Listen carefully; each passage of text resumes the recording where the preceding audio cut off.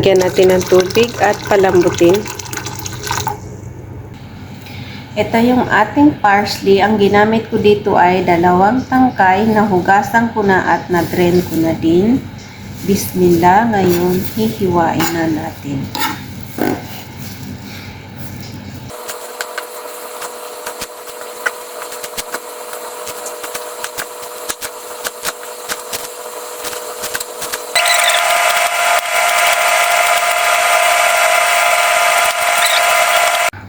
Ang sunod naman nating hiwain ngayon ay ang ating green onion.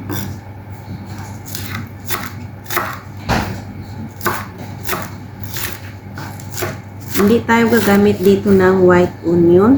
Green onion yung ating gagamitin dito. Pero kung wala pa yung green onion, pwede na yung white onion.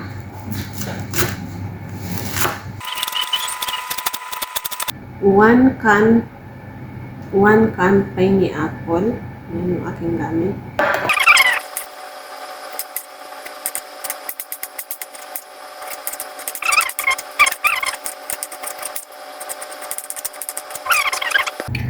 One-third cup lemon. 2 tablespoon molasses sauce. 1/4 cup olive oil. 1/4 teaspoon salt, black pepper, 1 teaspoon dry mint.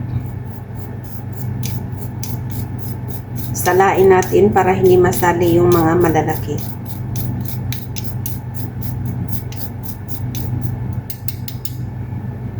Haluin.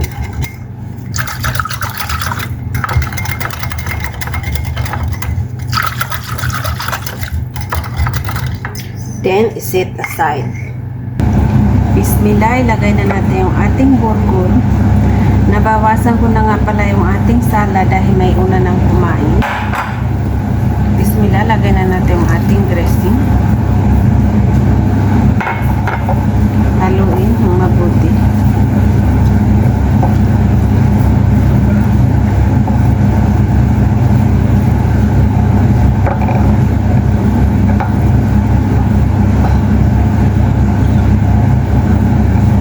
Ito na guys, yung ating tabula with pineapple. Gawin nyo na din. Ang sarap.